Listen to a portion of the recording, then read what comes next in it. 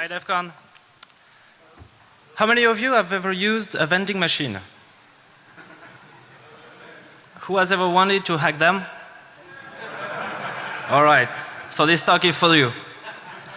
So, just to introduce myself, I'm a security engineer. I'm from Switzerland, so no, I don't speak Swedish. I don't know, but many Americans think we speak Swedish in Switzerland, but no. I speak French, so excuse my English.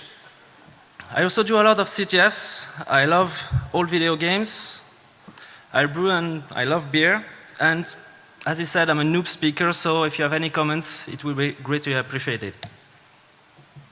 So, how did I get there?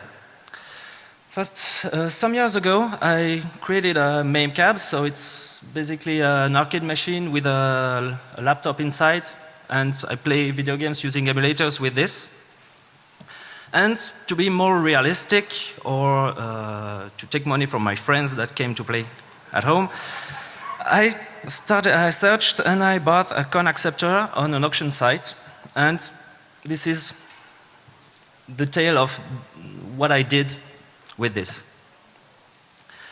So first of all, any kind of machines that accept coins or bills are used every day, especially I think in casinos or in Vegas, like ATMs, vending machines, slot machines, etc. And there are multiple devices that are used to process money and give money back. For instance, coin and bill acceptors that are obviously used to count coins and bills can also detect if you insert a false coin or a coin from another country, etc., etc. And it uses different methods to recognize the money for the weight, for the size, even visually. And there are many ways to recognize that, and it's used to send, if the coin has been accepted, to the main board, and the main board needs to process the event that a coin has been inserted, and it's the machine that processes that you have entered, for instance, $1 or etc. Other devices are coin hoppers that is used to give money back, so when you need to get the change. So it's pretty much like a big tray that operates using some commands and gives you the money coin by coin back. So if you need to receive back like $1 and this tray contains quarters, the main board will send a command to release 4 coins so you can get your change back. All of this stuff communicate with several protocols. They are parallel, serial, another protocol is MDB, and the last one is CC-talk. All these protocols are very vendor specific. So one vendor can do normally only CC-talk or only serial devices, so you need to check whether you get the right protocol you want to use. So since I didn't know about this, I just received my coin acceptor, and it was CC-talk, and this is what we will be talking about. So CC-talk is a name for coin control stock. It's a semi-proprietary protocol maintained by a company in England called Money Controls. Semi-proprietary because the specs are available on cctalk.org, but some parts of the specs are only available after signing an NDA. So you just have parts of the information, but not everything. So you have to find something and check this. How does it work? It's simply a request and response protocol. So just send a request, the device sends you a response, and that's it. It uses an UART data transmission, so it's pretty much like a serial communication at 9.6K, 8N1 on TTL signals. And each device is on a bus, and it has its own address. For instance, 1 is the controller, 2 is the coin acceptor, 4T is a coin hopper, etc., etc. So on the same bus, you have all the devices that can communicate between each other.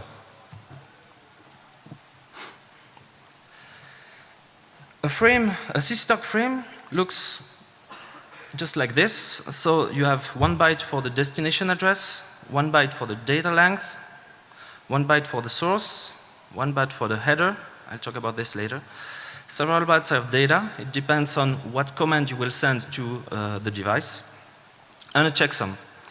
The header is the command that you will send to a device, and if the header is equal to 0, it means it's a response. So you don't actually have a response to what. So you need to know what you asked to get the correct answer. The checksum is a simple checksum. It's just the complement to 255 of the whole packet. So all of these headers are commands, as I said, and from the documentation you can find, you have the list of all the headers, and you have, for instance, all the headers and the corresponding commands. And if you get in the documentation, you have all the data you need to send when sending a request, and all the data that comes back, so you can actually see or understand what's going on the bus. For instance, you have here a sample command that is sent. You can see that it's a sample poll, so it's kind of like a ping for a device on the bus that is sent from the address 1, so it's normally the main board, to a device at address number 2, normally a coin acceptor. And if you send this, you will probably see a packet like this on the same bus, which is a response 0 to what? We don't know. From device at address 2 to device at address 1. So just by looking at those packets, at the response, you cannot know exactly a response to what it is. You have to sniff the bus all with the request to actually see the response and know exactly what it is. The second packet here is header number F6 in X, which is request manufacturer ID. And in the response, you have NRI, it's the manufacturer of the device I bought. So I've been able to ping this device to know some information about this. Now, I wanted to actually know if there was a coin entered, if it was correct, if it was 1 Swiss francs, 2 Swiss francs, etc.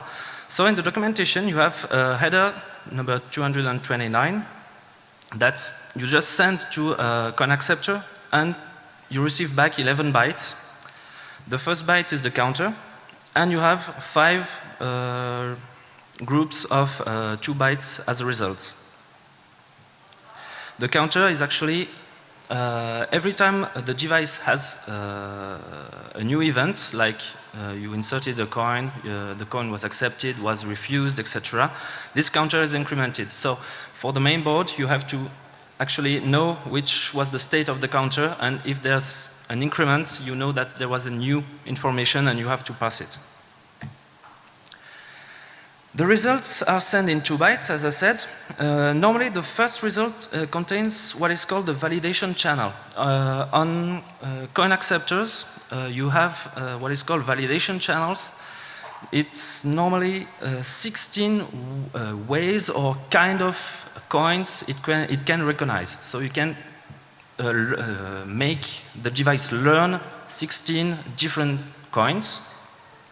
And each one of these is assigned an ID, and it's that ID that is sent in the response. So there's a nice trick there, because since you only have the ID, the coin acceptor only knows an ID. It doesn't know which kind of piece of coin or its value. It only knows an ID.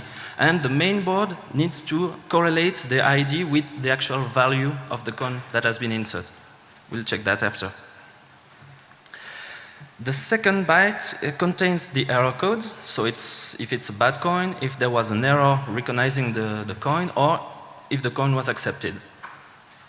The problem is that all these codes are vendor specific, so if you buy different kind of coin acceptors, they won't be the same error codes or error IDs, etc.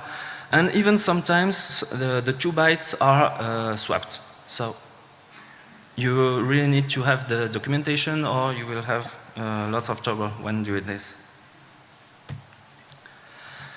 So for my initial project, I implemented the CC-talk protocol on a TINC, a small TINC device, and it simply polls a coin acceptor sometimes, and as soon as there is a new coin inserted, it will send a keystrokes to MAME, the emulator, to actually insert the credits in the game.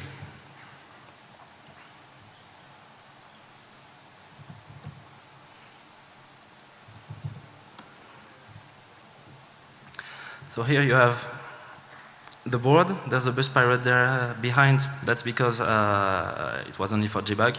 You have the TINC right here, the coin acceptor there. And if I put some money, the game will see that there are new credits. If I put 2 Swiss francs, there are 2 new credits just there.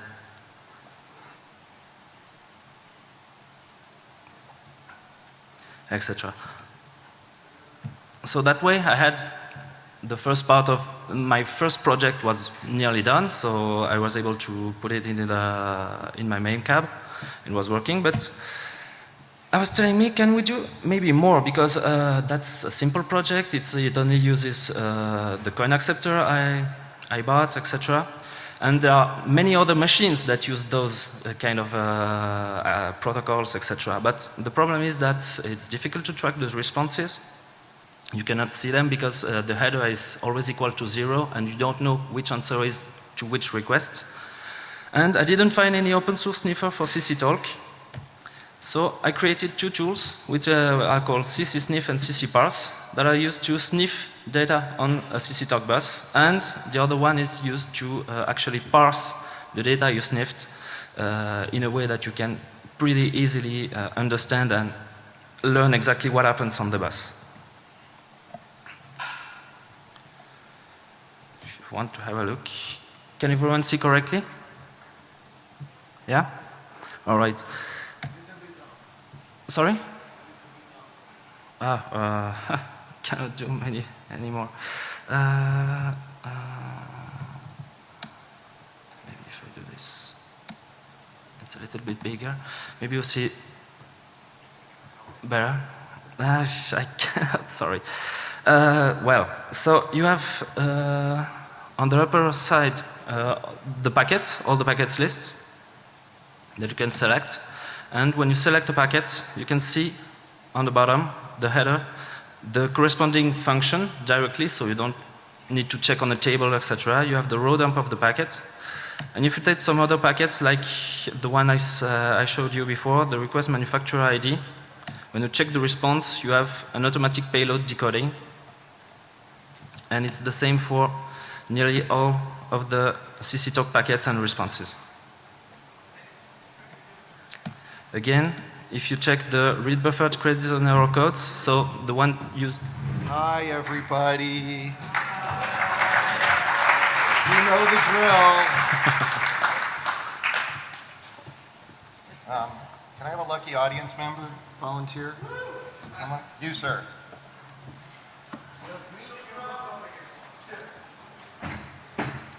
Oh, I just meant you get to watch us. I'm here.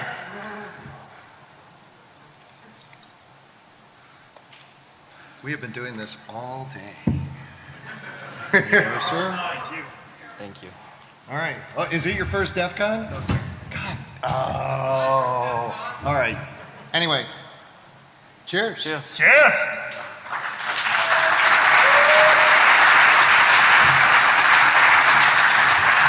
Yeah, don't worry.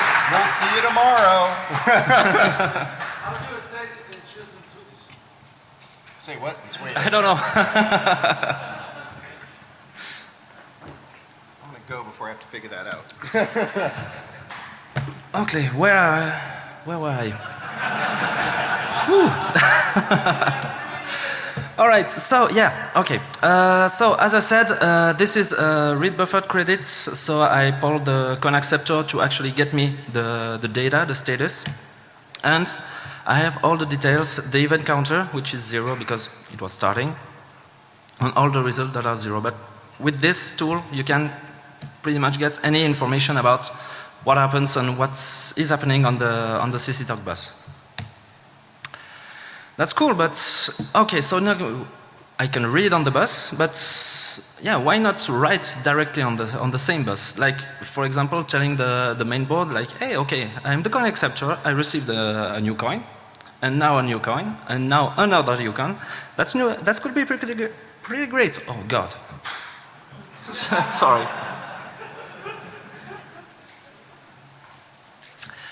All right, so you see the point. The problem is that you only have one wire for the whole bus. So if as an attacker you will receive the requests, the device also receives the same requests and responds directly. So if we try to respond just before him or just after him, it won't work. We have many chances that we will jam the signal and make things quite worse. Fortunately, somewhere deep in the documentation, we have what is called multi-drop commands, which is normally used by the control to solve addressing conflicts. Like if you have 2 or 3 coin acceptors, you can set them different addresses, and it's simply just a command that you use header 251 address change, and you give as a parameter the new address to the device. So you just send that packet, and the device will say, okay, fine, now my new address is the one you sent. And what is great is there is absolutely no checks made on the device or on the main board that I tested. So you can just connect to the bus and just send one little packet to tell the device to change its address, and then you get its address. If I show this, you have the main board there, which is address 1, the device at address 2. It sends credit read, it sends credit responses, etc. I just get on the bus, like I take the address like 77 and just send a packet address change to the device. It will tell the address 99, for example, and I take the address 2, and the main board will continue to ask me, instead of the coin acceptor, my status, and that way I can respond, okay, hey, I got a new coin. I got a new coin too. Again. That's pretty great. But since it's on one wire, you have to be really careful about the timing, because if you write something, if the device, another device was also writing on the same bus, it will collide. And normally the bus will stop, the machine will reset, or there will even be, I could test it, an alarm ringing on the machine, and you have to run quickly. I won't say more. So you really have to check for the silence, and in the specs it's indicated that the device needs to be polled every 200 milliseconds. So as the packet needs about 8 milliseconds to be sent, there's normally enough time for us to do. So the thing is, to sum it up, to hijack a device on the bus, you have to scan this bus to search for a silence period, prepare the injection, create the address change packet, wait for the silence, just send this packet in your silence window, and then directly take the address of the device you want to hijack and start respond instead of it. And when you're finished, that's also pretty cool to just set the address back so the device is at its old address and you can just leave and everything works. And again, you need to do this while the bus is in use. It's quite complicated. So I created a tool called CCJack, which automates the hijacking process. It can emulate a device, so it scans the bus, it reads every packet that passes on the bus, and each packet which is directed to the device you want to hijack, he will record the request and the response. So as soon as he will take over or hijack the device, he will start responding by the last response the actual real device used to send. So normally it will be pretty much transparent, so the main board won't fire an alarm or something like this. It also uses a bus pirate to sniff and inject. And one of the coolest examples I have is to inject coins. So as soon as the coin acceptor is hijacked, just start incrementing the counter. As I said, the counter is whenever there is a new event. So just put one coin. If it's accepted, that's okay. Hijack the device and start incrementing the counter, and you will see that there is a new event that is the old one, that is a new coin has been inserted, etc., etc. Another thing that I use also on the same machine is that if there is a glitch, like if the counter value is lower than the one that is set on the main board, there will also be an alarm, and again you have to run quickly. So as a demo, sorry?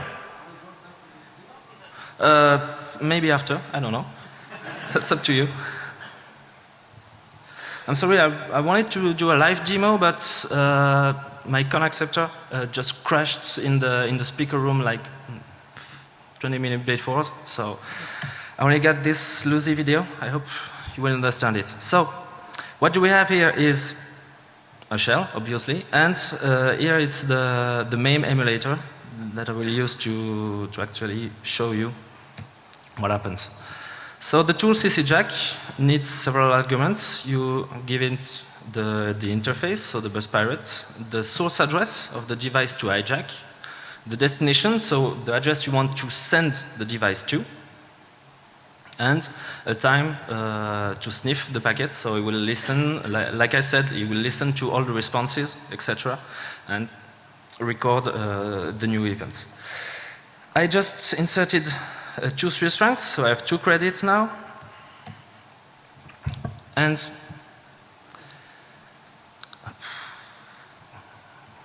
if I send this, I will change the address of the device at address 2, so the coin acceptor, I will send it to address number 7.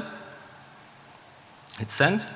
So now the device, the actual device is on address number 7, and I took its place and respond at its place to the main board. If I look at the values, I see that I have actually learned an answer to request 229, so the request the coin acceptor status, and the response is for here it's 01 is the counter, 07 is the coin ID, and 01 is that there was actually a new coin accepted. So now what I will do is change the address. Let's say header 221. I will add two new coins. So I will change the payload. And now I will have 2 new credits. Great.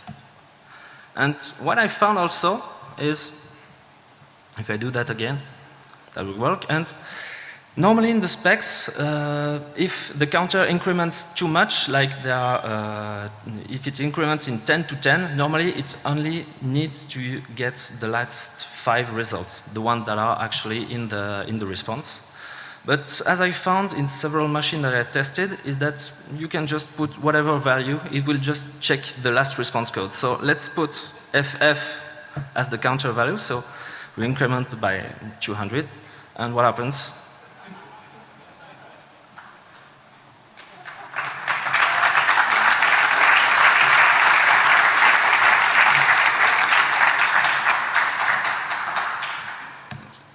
Yeah?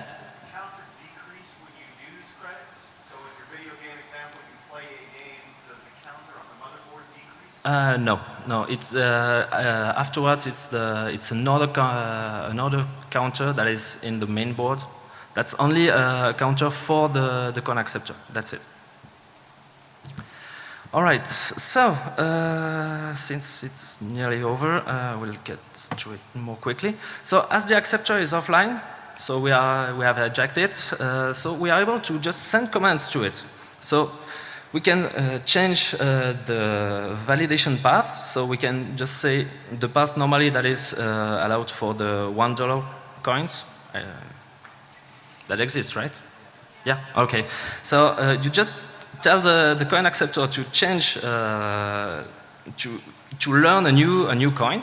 And you set the validation path of the $1, and you just put several quarters or cents, etc. And it will learn this new coin, and when you actually put this new coin, it will send the ID of the $1, and the main board will treat it as $1. So it works. That's great.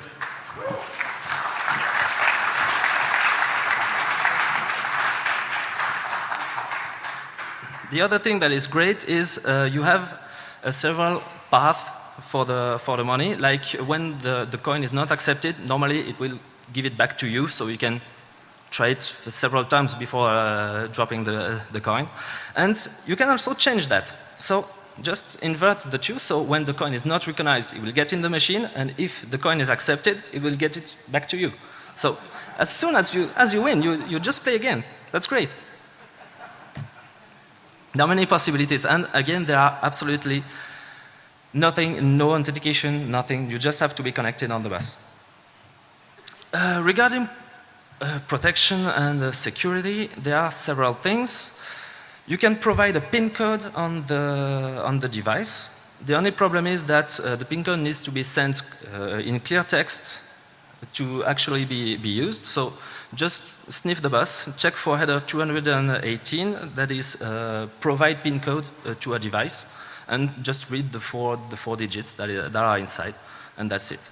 You can help by just pulling the power cord and boot back the machine, and it will actually send the PIN code. So yeah, it's of no use. There are also encryption. I didn't actually put a lot of time on this, but there are two encryption methods that are used. It's one of is proprietary. It's a 24-bit key.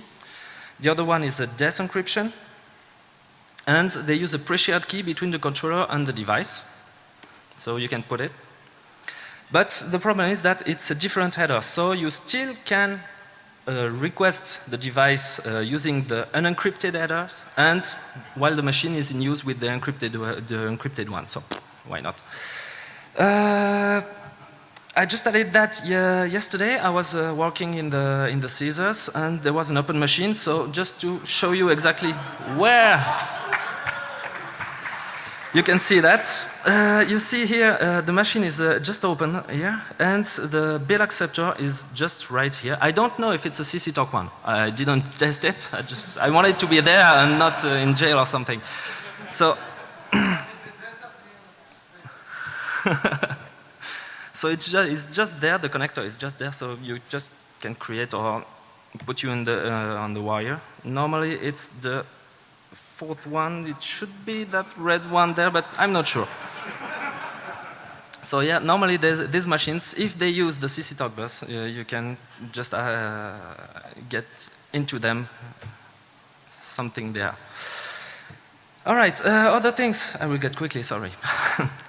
Other things that might be good points of research is the encryption support. There are many things that I think you can do there, because 24 bits is a bit weak.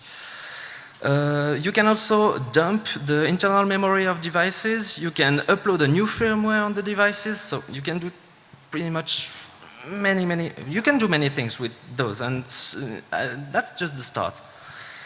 So in conclusions, the specific protocols are quite fun to analyze. It's quite easy. You can find really fun things to do with this. You definitely need to look more in depth in CC Talk, because since it's money-related information, you have interesting applications, right? And just get a bus pirate. It's a fantastic tool for hardware hacking and pretty much all stuff. All the tools are available on my GitHub account, and I will post several articles after DEFCON on my website, balda.ch. And that's it. Many thanks.